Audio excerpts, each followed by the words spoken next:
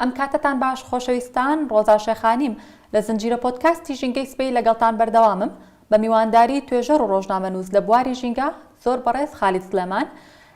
تەوەری ئەمڕۆمان قسەکردن دەبێت لەسەر کاریگەری گۆڕانکاری کەشوهەوا لەسەر کوردستان و ناوچەکە. کاک خالید سڵاو لێ بێ، هیوادارم زۆر باش بیت. زۆر سپاس، سڵاو لە تۆش. تەوەری ئەمڕۆمان قسەکردنە لەسەر کاریگەری گۆڕانکاری کەشوهەوا لەسەر کوردستان و ناوچەکە. ئەمەوێت سەرەتا پێم بڵێ گۆڕانکاری کەشوهەوا چی و چۆن ڕوودەدات؟ گۆڕانکاری کەشوهەوا پێشەوەی باس لەسەر کاریگەریەکانی بکەین لە کوردستانە بەش لە ڕووی مێژوویەوە ئەگەڕێتەوە بۆ سەردەمی شۆڕشی پیشەسازی کە ئێمە باس لە ناوەڕاستی سەدەی 19ەکەین، یانی باسی 1850 پێشتر کەمتر ئەەکەین لەو کاتەوە کەوە ئیتر شۆڕشی پیشەسازی دروستە بێت و کارگەیەکی زۆر ئیشەکات و سیستەمی مەسلەن گواستنەوەی گشتی کارگەکان ئەمانە ئەبنە هۆی دەردانی ڕێژەیەکی زۆر لە دووەم ئۆکسیدی کاربۆن و هەروەها لە گازە گەرمکەرەوەکانی تریش کە ئەمانە بە شێوەیەکی سروشتی ئەم گازانە لە بەرگاوایە هەن.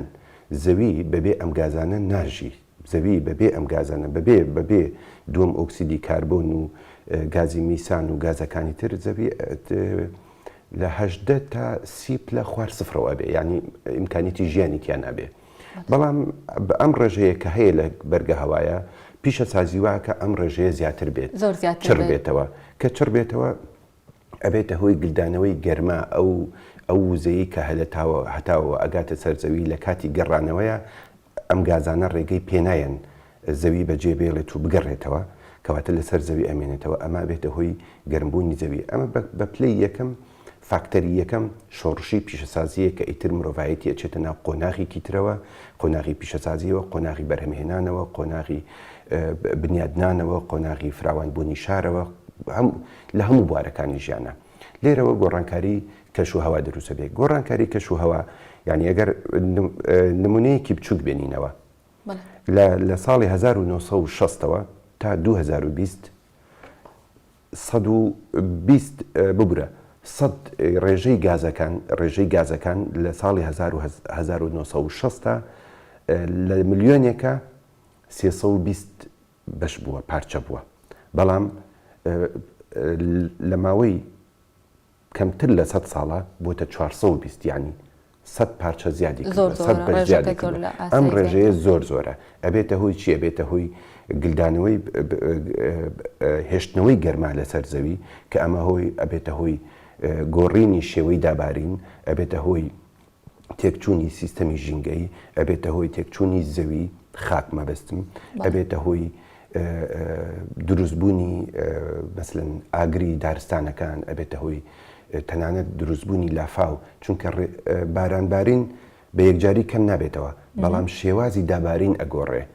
لە جیاتی ئەوەی بۆ نمونە نەرمەبارانێک هەبێت لە زستانە، ئێمە لە بیرمانە خەڵکی کوردستان لە بیرێتی لە ماوەی 30 ساڵی ڕابردووە جاری وا هەبوو لە زستانە 3 ڕۆژ بەسەر یەکە باران بوو، نەرمەباران بوو، خاک تێر ئاوە بوو. بەڵام ئێستا ئەو نەرمەبارانە نەماوە، ئێستا بارانی بەلێزمە تاوەباران دروست بووە. ئەو تاوەبارانە ئەبێتە هۆی چی؟ ئەبێتە هۆی لافاو. کەواتە ئەمانە خاکیش گۆڕانکاری بەسەر هاتووە، خاکیش ڕق بووە، خاک ڕق بووە، ناتوانێت توانای ئەوە نییە ئاوەکە هەڵبمژێ. کەواتە لێرەیە دوو زیانی لێ ئەەکەوێتەوە.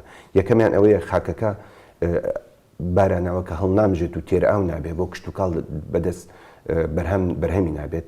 لە ڕوویەکی ترەوە ئەبێتە هۆی دروستبوونی لافاو کە ئەمەش زیانێکی زۆرێ بێ بۆ سەر خاک، بۆ سەر ژیانی خەڵک، بۆ سەر ژێرخانی شارەکان، بۆ سەر ژێرخانی گشتی لە وڵاتە. بەڵێ کاک خالید، کوردستان تا چ ئاستێک لە ژێر کاریگەری گۆڕانکاری کەشوهەوایە؟ خۆی لە ڕاستیە شتێک هەیە، یعنی گۆڕانکاری کەشوهەوا دەرەجامەکان کاریگەریەکانی گۆڕانکاری کەشوهەوا لە ناوچەیەکەوە بۆ ناوچەیەکی تر ئەگۆڕێت.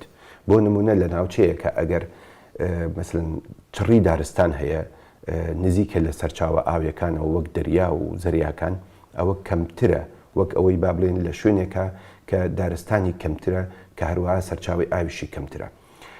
لە کوردستانە بە حکمی ئەوەی ئێمە لە کوردستانە لەژێر کاریگەری کەشوهەوای دەریای سپی ناوەڕاستان. دەریای سپی ناوەڕاست دەریایەکی نیمچە داخراوە لە بەپێی توێژنەوەیکی زانستی کە ساڵی 2020 دەرچووە لە یەکێک لە زانکۆکانی ئەمریکا دەرچووە ئەم دەریاچەیە گەورەترین گۆڕانکاری بەسەرەوەیە گەورەترین کاریگەرەکانی گۆڕانکاری کەشوهەوای بەسەرەوەی ئەوش ئاوی ئەم دەریاچەیە گەرمە بێت بۆیە کوردستان بە شێوەیەکی ڕاستەوخۆ کەوتوتە ژێر کاریگەری ئەمەوە لە ڕووی دابارینەوە لە ڕووی بەرزبوونەوەی پلەی گەرمە و هەروەها لە ڕووی بەبیابانبوونیشەوە ئەمانە هەموو کاریگەریان کردوتە سەر چاوەکانی ئاو کاریگەریان کردوتە سەر خاک کاریگەریان کردوتە سەر پلەی گەرمە و هەروەها کاریگەریان کردوتە سەر دیاردەی تریش وەک لێکەوتەی گۆڕانکاری کەشوهەوا بۆ نمونە ئێمە ئێستا سێرەکەین ڕۆژی خۆڵبارین بەو مایەنایەنە کە خۆڵبارینێکی زۆر بێ بەهێز بێ ئێمە زۆربەی زۆری ڕۆژەکانمان ڕۆژی پێڵێن الأيام الغبارية بعربي پێڵێن الأيام الغبارية أي الأيام المغبرة يعني ئەو ڕۆژانەی کە پاک نین کە ئاسمانمان کە شینایی ئاسمانمان بە جوانی لێوە دیار نییە کەواتە ئێمە کوالیتی هەواکەمان پیس بووە لە ئاستێکی خراپایە بەڵێ ئەمانە هەموو ئەو بوارانن کەوا هەڵبەتە ئێمە توانین باسی لاینی کشتتوکاڵ بکەین لاینی ئابووری بکەین لاینی ئاژەڵداری بکەین ئەمانە هەموو کەوتونەتە ژێر کاریگەری گۆڕانکاری کەشوهەواوە واتە دەرەنجامە دیار و بەرچاوەکان لەسەر گۆڕانکاری کەشوهەوا لەسەر ئەم بوارانەیە کە باسی دەکەی ئاژەڵداری کشتتوکاڵ خاک هەوا و هەروەها ڕێژەی دابارین و هەروەها بەرزبوونەوەی پلەی گەرمە خۆی ئەمەیان مەسەلە سەرەکێکەیە بەرزبوونەوەی پلەی گەرمە خۆی لە خۆیان کاریگەری لەسەر هەموو بوارەکانی تر بەجێ دێڵێت تۆ ئاماژە بەوە ئەەکەی لە زۆربەی دۆخەکان داڵی گۆڕانکاری کەشوهەوا لەگەڵ پیسبوونی ژینگە دوو بواری گیان تکایە تێکەڵی مەکەن نیش لە یەکێک لە پرۆگرامەکان پرسیارم لێ کردی وتم بەڵام منوە هەستەکەم کاریگەری پیسبوونی ژینگە و لۆکاڵەکان کە هەمانە و کاریگەریانن کە بوونەتە هۆی گۆڕانکاری کەشوهەوا تا چەند ڕاست بەڕاستی ڕۆزەخان ئێمە تووشی گرفتێک بوونێتەوە لە کوردستانە بەهۆی کەمی ریسێرچەوە بەهۆی کەمی توێژینەوە لە زانکۆکانە لە سنتەرەکە زانستیەکانە ئێمە تا ئێستا کاتیگۆری ئەو دەستەواژە و چەمکانەمان نەکردووە کە بۆ گۆڕانکاری کەشوهەوا و بۆ پیسبوونی سیستەمی ژینگەیی بەکاردێت ئێمە هەموو شتێک لە کوردستانە ئەڵێن پیسبوونی ژینگە باشە پیسبوونی ژینگە ئەمە ڕاستە بەڵام پیسبوونی ژینگە گۆڕانکاری کەشوهەوا ناگەێنێ زۆر ئەبێتە هۆکاری دروستکاری کەشوهەوا بە تایبەتی لە دوورمەودایە بەدڵنیاییەوە بەڵام ئێمە ئەبێ کاتیگۆریەک بکەین لە نێوان بۆ نمونە یەکەم جار ئێمە گەرمبوونی زەویمان هەیە کە پێڵێن گلۆبال وۆرمینگ ئەمە بۆچی لەکوێوە دروستە بێ بەهۆی ئەو گازە گەرمکەرانەوە کە پێشتر باسم کردن کە گلۆبال وۆرمینگ یان با بڵێن گەرمی زەوی دروست بوو کە وزەی هەتاو کە ئەگاتە سەر زەوی و جارێکی تر بە تەواوەتی زەوی بەجێ ناهێڵێ بەهۆی بوونی چینێکی توێژاڵێکی چڕی گازە گەرمکەرەوەکانەوە لەسەر زەوی ئەمێنێتەوە بەڵێ لە ئەتمۆسفێرە لە بەرگە هەوایە ئەمە ئەبێتە هۆی چی؟ ئەمە بێتە هۆی دروستبوونی گۆڕانی کەشوهەوا چونکە لە زمانی ئینگلیزی ئەڵێن گلۆبال وۆرمینگ ئەڵێن کلایمەت چێنج یان با بڵێن گۆڕانکاری کەشوهەوا لە دوای گلۆبال وۆرمینگەوە دێ لە دوای گەرمبوونی زەویەوە دێ اینجا ئێمە تێکچوونی سیستەمی ژینگەیی ئەوەی کە پێڵێن environmental degradation ئەمەش دیسانەوە فاکتەری خۆی هەیە فاکتەرێکی سەرەکیان پەیوەستە بە گۆڕانکاری کەشوهەواوە بەڵام زۆر جار پیسبوونی ژینگەی دروستە بێ بەهۆی گۆڕانکاری کەشوهەواوە نییە بەهۆی چیەوەیە بەهۆی چالاکی مرۆیی ڕاستەوخۆ ئەمە پرسیار دەربارەی ئەوە بکەم لەسەر کاریگەری گۆڕانکاری کەشوهەوا چ شتێک دەستکردی ئێمەیە کە دەتوانین چاکی بکەینەوە چ شتێک لە دەرەوەی تواناکانی ئێمە و لە دەرەوەی کارکردی ئێمەیە ئێمە یەکەم جار بابینە سەر ئەوەی چی شتێک ئەتوانین چی شتێک چاک بکەینەوە چی شتێک بوەستێنین بۆ نمونە لە کشتتوکاڵە ڕێژەیەکی زۆر پەینی کیمیاوی و هەروەها مادە قڕکەرەکان بەکارێت ئەمە کەمکردنەوەی ئەمە سوودێکی زۆرە بێ بۆ خاک ئەمە یەک دوو لە مەسلەی بەکارهێنانی وزەیە ئێمە وزەیەکی زۆر بەکاردێنین ئەم وزەیە دیسانەوە کاریگەریەکی زۆری هەیە بۆ سەرچاوەکانی وزە بۆ سەرچاوە سروشتەکان چونکە لە کۆتاییە وزە لەکوێوە دێت وزە لە سەرچاوە سروشتەکانەوەیێت کەواتە ئێمە ئەبێ بەکارهێنانێکی دوورمەودامان هەبێت بۆ سەرچاوە سروشتەکان بۆ چونکە تەنها ئێمە نین، ئێمە ئەمڕۆ ئەژین، بەڵام دوای ئێمەنەوەیەکی تر دێت، دوای ئەوەوەیەکی تر دێت کەواتە ئێمە بێ بەکارهێنانێکی دوورمەودامان هەبێت بۆ سەرچاوە سروشتەکان. ئەمە کاریگەری بۆ سەر خۆمان هەیە بە شێوەیەکی ئیجابی بۆ سەر ژیانی خۆمان، بۆ سەر خۆراکی خۆمان، بۆ سەر تەندروستی خۆمان و هەروەها بۆ زامنکردنی سەرچاوەکان بۆ نەوەکانی داهاتوش. ئەمە لە ڕوویەکەوە ئەمە دوو نمونەی زۆر ڕوونن، ئەتوانین نمونەی تر بینەوە. بەڵام ئەوەی مەسەلەی گۆڕانکاری کەشوهەوا دیسانەوە هەموو چالاکیەکانی ئێمە کاریگەریەکی ڕاستەوخۆی هەیە لە چڕکردنەوەی گازە گەرمکەرەوەکانە لە بەرگەهەوایە. بۆ نمونە عەفومکە پیشەسازی نەوت، بۆ نمونە زبڵ و خاشاک. لەوانەیە ئێمە زۆر بە شێوەیەکی سادە بیر لە زبڵ و خاشاک بکەینەوە لە کوردستانە، بەڵام زبڵ و خاشاک کە کۆ ئەبنەوە یان کە ئەسووتێنرێن یەکێک لە گازە هەرە ترسناکەکان دەرئەدەن کە ئەوش گازی مێتان یان با بڵێن میسان. ئەم گازە ڕاستە ڕێژەکەی لە دووەم ئۆکسیدی کاربۆن کەمترە لە بەرگەهەوا، بەڵام ترسناکیەکەی زۆر زیاترە لە گازی دووەم ئۆکسیدی کاربۆن. کەواتە ئێمە دیسانەوە لێرەوە لە معالەجەکردن و لە ڕیسایکلین و لە بەکارهێنانەوەی یان با بڵێن لە چارەسەرکردنی خۆڵ و خاشاکە و دروستکردنی وزە لە خۆڵ و خاشاک. کەواتە ئێمە چیمان کرد؟ ئێمە گازی میسانمان کەم کردەوە، کەواتە ئێمە بەشداریمان کرد لە چییە؟ لە کەمکردنەوەی گازە گەرمکەرەوەکانە. ئەو شتانی کە لەژێر دەسەڵاتی ئێمەیانی ئێمە ناتوانین ڕێگر بین دەبنە هۆی گۆڕانکاری کەشوهەوا، ئەوانە چین؟ هەڵبەتە وڵاتە پیشەسازیە پێشکەوتووەکان بەشداریەکی زۆریان هەیە لە دەردانی دووەم ئۆکسیدی کاربۆن. نمونەیەکی زۆر سادە ئەخەمە پێشدەست ئەوش ئەوەیە دوو وڵاتی وەک چین و وەک بەریتانیا لە دەستپێکردنی شۆڕشی پیشەسازیەوە تا ساڵی 2020 وڵاتێکی وەک بەریتانیا 78,000 ملیارد تەن گازی دووەم ئۆکسیدی کاربۆنی خستووەتە بەرگەهەواوە. مەبەستم ئەوەیە لە ساڵی 1850 تا 2020 78,000 ملیارد تەن گازی گەرمکەرەوەی خستووەتە بەرگەهەواوە.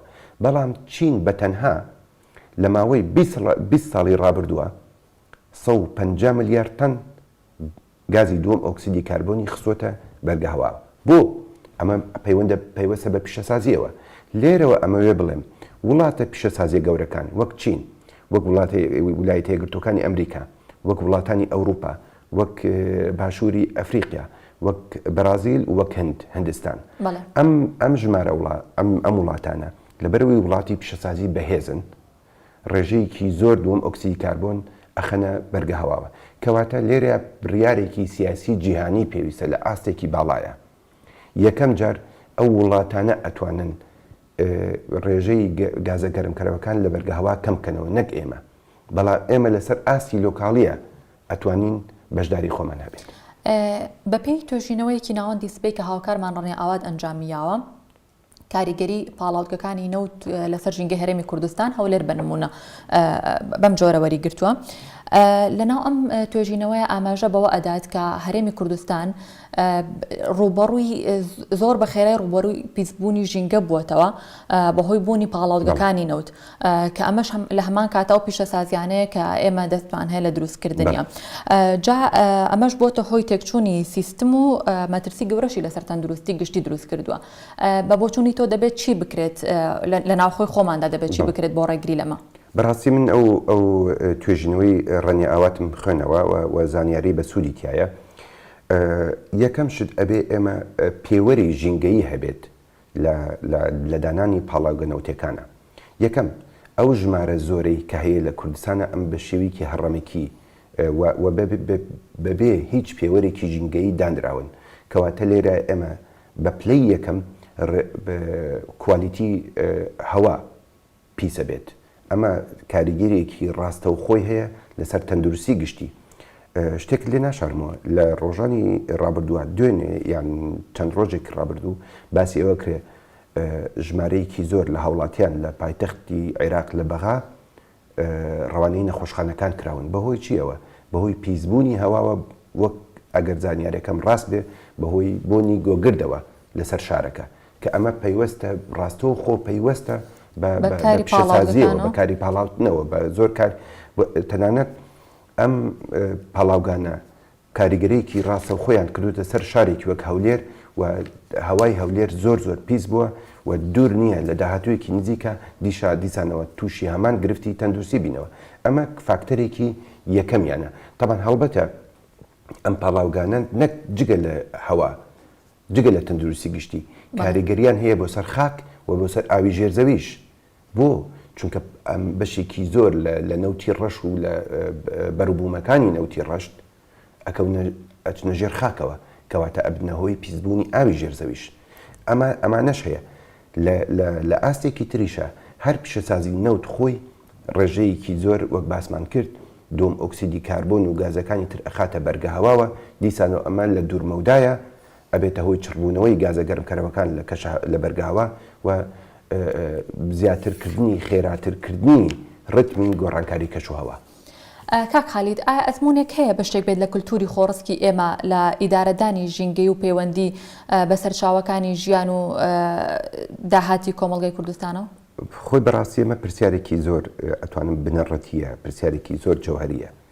ئەمڕۆ لەسەر ئاستی دامەزراوە نێودەوڵەتیەکان یەکێک لەوانە یونسکۆ مەسلەی بەشداری پێکردنی کۆمەڵگە لۆکاڵیەکان و هەروەها کللتورە خۆڕسکیەکان لە بڕوبەڕووبوونەوەی گۆڕانکاری کاشوهەوە یەکێکە لە فاکتەرە گرنگەکان بۆ چکە بە پێی مێژووی کۆمەڵگەی مرۆڤایەتی هەموو کۆمەڵگە لۆکاڵەکان کللتوری خۆیان هەیە و هەروەها پێوەر و بۆ چوون و دنیابینی خۆیان هەیە لە بەکارهێنانی خاکە لە بەکارهێنانی ئاوە لە بەکارهێنانی سەرچاوە سروشتەکانی وەک دار و سەرچاوەکانی ترا هەیە بۆیە بە شێوەیەکی زۆر دوورمەودا ئاگایان لە سەرچاوەکانی خۆیان بووە.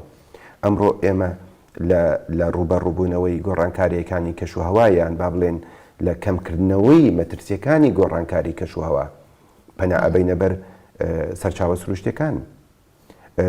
یەکێک لەوانە تیۆرێک کە ئەم تیۆرە وای دائەنەن کە تیۆرێکی زانستی تازەیە بەڵام خۆی تازە نییە ئەڵێن تیۆری پشتبەستن بە سەرچاوە سروشتەکان. ئەمە لە ناو کللتوری خۆڕسکی هەموو وڵاتێکە هەیە. ئێمە ئەگەر بگەڕێنەوە ناو کۆمەڵگەی کوردی لە بەکارهێنانی ئاوە لە بەکارهێنانی خاکە لە کێڵانە لە چاندنی دانەوێڵە و پاقلەمەنی و سەوزە و میوە و هەموو شتێکە ئێمە زۆر باش ئەزانین باو باپیرانی ئێمە دنیابینیەکی دووربینیان هەبوو لە بەکارهێنانی زەویەکانیانە ئەگەر پارچە زەویەکیان ئەم ساڵ ئەکێڵا ساڵێکی تر نیانەکێڵا بۆ چونکە ئەیانزانی کە ئەم زەویە ئەگەر ساڵێک نەکێڵرێ بۆ ساڵی داهاتوو ئەبێتە زەویەکی بەپیت. ئەمە لە بواری خاکە ئێمە ئەتوانین لە هەروەها لە بواری ئاویشە بەکاربێنین چۆن خەڵک دەستی بە ئاوەوە ئەگرت چۆن خەڵک دەستی بە دارەوە ئەگرت دارستانەکان بەشێک بوون لە ژیانی خەڵک ئەو پەیوەندی ئۆرگانیکەی کەوا لە نێوان خەڵکە هەبوو لە نێوان سەرچاوە سروشتەکانە هەبوو تەنانەت لە نێوان گیانەوەرە کێویەکانیشە خەڵک کللتوریان هەبوو بۆ نمونە لە کاتی زاوزەیە خەڵک نەئەچوو ڕاو بکەن بۆ چونکە ئەیانزانی ئەمە کاتی زاوزەیە جۆرێک لە زاوزێکردنی گیانەوەرە کێویەکانە ئەمە بۆ چوونێکی مرۆیان نەبوو هەروەها پەیوەندیەکی نەرم و پەیوەندیەکی ئۆرگانیکی مرۆڤ بوو بە سروشتەوە بوو بە پاراستنی گیانەوەرە کێویەکانەوە بوو. هەڵبەتە من لێرەیە کە ئەڵێم گیانەوەرە کێویەکان ئەمەوە جیانکەوە کوچکە کە ئەڵێن ئاژەڵ ئێمە بەسمە ئاژەڵە ماڵیەکانە کەڵێم گیانەوەرە کێویەکان بەبەسم ئەو گیانەوەرانەیە کەواتە ئێستا ماڵی نەکراون. ئەمانە هەمووی بەشێک بوون لە بیرکردنەوەی کۆمەڵگای ئێمە بەڵام ئەمڕۆ کۆمەڵگای ئێمە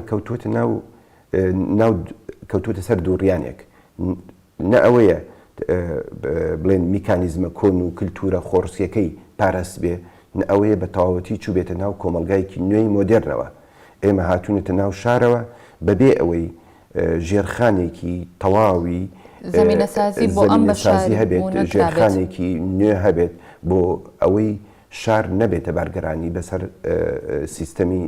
سیستەمی ژینگەیەوە لە هەمان کاتیا ئێمە ژیانی لادێمان بە شێوەیەک تێکدرا هەڵبەتە تەنها ئێمە خۆمان نین ژیانی لادێمان تێکدرا بۆ نمونە ساڵی 1970 ئەنفال گەورەترین کاریگەری هەبوو بەسەر تێکدانی ژینگەی کوردستان و ژینگەی لادێکانی کوردستانەوە.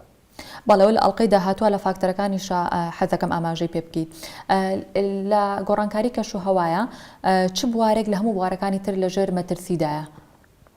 بە پلەی یەکەم بەرزبوونەوەی پلەی گەرمە، بە پلەی یەکەم، بە پلەی دووەم مەسەلەی خاک، بە پلەی سێم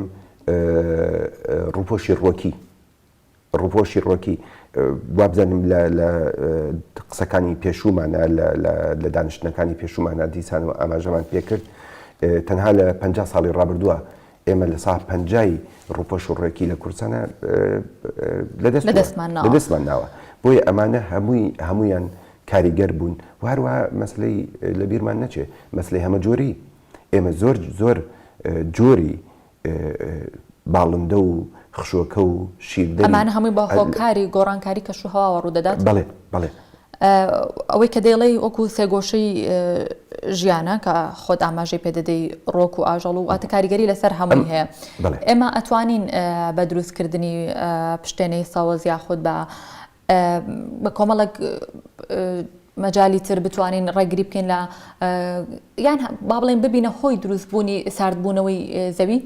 ئێمە ناتوانین بە شێوەیەکی ڕاستە و خۆ زەوی سارد بکەینەوە بۆ چونکە ساردکردنەوەی زەوی ئەمە بڕیارێکی جیهانیە لە دەستی وڵاتە پیشەسازیە پێشکەوتووەکانایە ئەمە ئەبێ بڕیارێکی ڕێکەوتنیەکی گلۆباڵی جیهانی لەسەر بێ بەڵام ئێمە ئەتوانین ژینگەکەی خۆمان پارێزین ئەتوانین لە ڕێگای سەوزکردنەوە بەڵێ هەڵبەتە سەوزکردن یان سەوزکردنەوە دوو جۆر لە سەوزکردمان هەیە سەوزکردنەوەمان هەیە ینی ئەو ناوچانەی کەوا سەوز بوون و سەوزاییان لەدەستداوە ڕووپۆش ڕۆکیان لەدەستداوە ئەتوانین سەوزیان بکەینەوە و هەروە ئەو ناوچانش کە شیاون بۆ سەوزکردن ئەبێ کار بکەین یان لێرەیان نمونەیەک ئەهێنمەوە ڕۆژانی ڕابردوو مامۆستایەک لە زانکۆی گەرمیان نمونەیەکی خستۆتە پێشچاو ئەویش مەسلەی چاندنی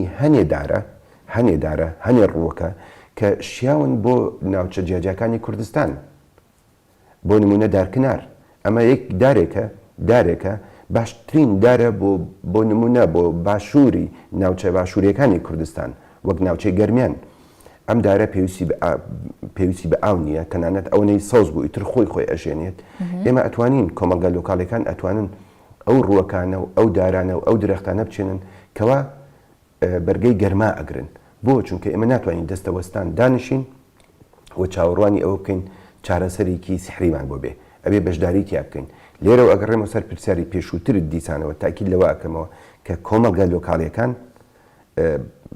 ڕۆڵێکی سەرەکیان هەیە لە ڕوبەڕووبوونەوە و هەروەها لە پاراستنی سیستەمی ژینگەی کوردستان و هەروەها هەمەجۆری لە کوردستانە کە ئەبێ ئەم کللتورە زیندوو بکرێتەوە و بکرێتە بەشێک تەنانەت لە بۆ چوون و لە دنیابینی و لە یاسای خۆمان.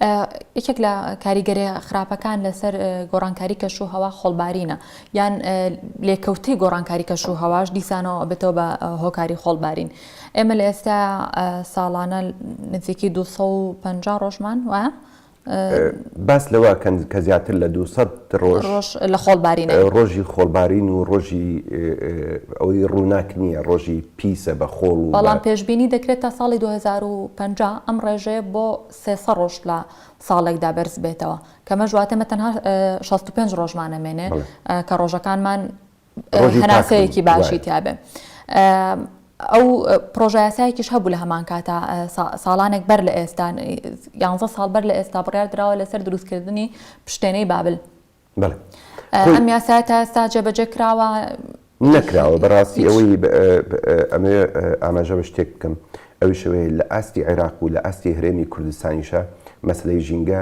وەک لە دانیشتنی یەکەمان باسمان کرد و مەسلەی ژینگە و مەسلەی سیستەمی ژینگەیی و گۆڕانگەی دەرەنجامەکانی گۆڕانکاری کەشوها پشتگوێ خراون لە ڕووی یاساییەوە لە ڕووی جێبەجێکردنەوە و هەروەها لە ناو دانیشتەکانی پەرلەمانە هیچ شتێک ناڵێم هیچ شتێک نەکراوە بەڵام ئەوەی کراوە زۆر کەمە لە ئاست ئالنگاریەکانە، چونکە ئالنگاریەکان زۆر گەورن، زۆر مەترسیدارن، بەڵام ئەوەی کە کراون بەرچاو نین، تەنانەت ڕەچاو ناکرێن ئایا تا چه ئاستێک کاریگەریان هەبووە.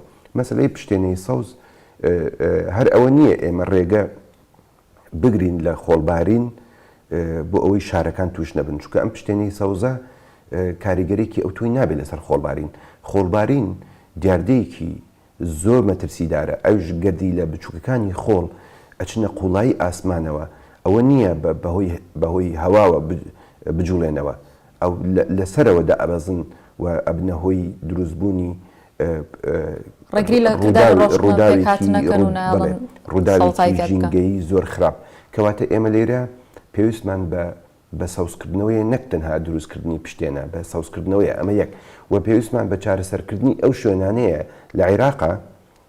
حەزەکەم ئاماژە بەوە بکەم، لە عێراق خۆی یەکێکە لە سەرچاوەکانی خۆڵبارین، بە تایبەتی ناوچەکانی ڕۆژاوای عێراق بەهۆی بوونی جۆڵەیەکی سەربازی زۆرەوە لەم دوودەیەی ڕابردووە، ئەمە لەلایەکەوە کە خاکەکەی ورد کردووە بە ئاردێک، ئەمە لەلایەکەوە بەهۆی کەمی دابارینەوە کە ئەمە دیسانەوە کاریگەریەکی هەبووە لەسەرەوەی خاکەکە ورد بێتەوە و ببێتە ئارد یا بێتە وردی لە بێتە گەردی لە، و هەروەها بەهۆی کەمی ڕووپۆشی ڕۆکیەوە فاکتەری زۆر. خالید پێش زیاتر لە 10 ساڵ بابەتێکم خوێندەوە لە ڕۆژنامەی ئاوێنە، باسی ئەو خاکانەیە کرد کە بە بەرەو بیابانبوون دەچن. یەکێک لە وڵاتانە بێگومان عێراقە. عێراق بەهۆی ئەوەی کە وەکو تۆوتە جوڵەی سەربازی زۆر بووە، بە هۆکاری تێپەڕبوونی ئەو ئامێری گواستنەوانی کە لە جەنگەکانە بەکارهێنێت، خاک زۆر دەتەپێت. یەکێک لە چارەسەرەکان کە خراپ بۆ ڕوو پێش ئەو زەمەنە زۆری کە من باسیەکەم، ڕێگریکردن لە ڕۆشتنی سیاری گەورە بەسەر خاکی ئەم وڵاتانەیە. یەکێکە بێت لە هۆکارەکانی کەمکردنەوەی خۆڵبارین و بیابانبوونی ناوچەکە. ئەگەر لەو قۆناغەوە ئێمە دەستمان پێ بکردایە پێی ئەو توێژینەوانەی تۆ لە مەجاالای کردوتە لەما ئەم چەند ساڵە، بەڕای تۆ کاریگەری ئەبوو کەمکردنەوەی ڕۆشتنی ئەم سیارانە بەسەر خاکەکە؟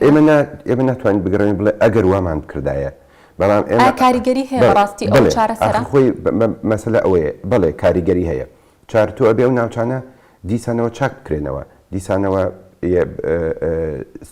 خەسڵەتی سروشتی بۆ ناوچەکە بگەڕێنێتەوە. ڕاستە دابارین کەم بووە، زۆر کەم بووە، بەڵام لە ساڵانی ڕابردووە بەهۆی جوڵەیەک بە تایبەتی ناوچەی ڕۆژاوای عێراق، ناوچەیەکی فراوانە، بیابانێکی فراوانە و دابارین نییە و ڕووپۆشی ڕۆکی کەمە و جوڵەیەکی سەربازی زۆریش هەبوو. تا ئەم ڕۆژ جوڵەی سەربازی هەیە. ئەمانە بۆتە هۆی تێکچوونی سیستەمی، بۆتە هۆی تێکچوونی خاکی ناوچەکە، کە ئەم خاکە بۆتە هۆی سەرچاوی خۆڵبارین. خۆ عێراق و هەروەها بیابانی سینا و هەروەها ڕۆژاوای ئەفریقیا، ئەم شوێنانە بەشداریکی ڕاستە و خۆیان هەیە لە دروستبوونی خۆڵبارینە. و هەروەها ئەم ناوچەیە بەتەنها لە 15 بۆ 20 خۆڵبارین لە هەموو جیهانە بڵاوەکەنەوە. ئەمە ڕێژەیەکی زۆرە. ئەم خۆڵبارینەوە دیسانەوە بۆ تێگازی گەرمکەرەوە، چونکە گەردی لای خۆڵەکان کە ئەچنە ئاسمانەوە کە چنە بەرگە هەواوە، وەک دووەم ئۆکسیدی کاربۆن وەک گازە گەرمکەرەوەکانی تر گەرمی گل ئەدەنەوە. نایڵن گەرمی لەسەر زەویەوە بگەڕێتەوە بۆ ئاسمان، بۆ بۆشای ئاسمان، ئەوە ئەبنەوەی دروستبوونی بەرزبوونەوەی پلەی گەرما. کەواتە ئەم ناوچانە پێویستیان بە چیە؟ پێویستیان بە چارەسەرکردنە. ئەم چارەسەرکردنە ئەبێ سنتەرەکانی سنتەر زانستیەکان، ئەبێ زانکۆکان، ئەبێ دامەزراوە نێودەوڵەتەکان بەشداری بکەن لە چارەسەرکردن. بەڵێ کاک خالید، بابەتەکە زۆر هەڵەگرێ و بەداخەوە کاتەکەمان تەواو بوو. زۆر سپاس بۆ ئامادەبوونت. دەستە خۆش بن. ژینگەی سبەیمان پێشکەشکردن، بەردەوام دەبین لە ئەڵقەکانی داهاتوو لەگەڵتان. هەر شاد بن.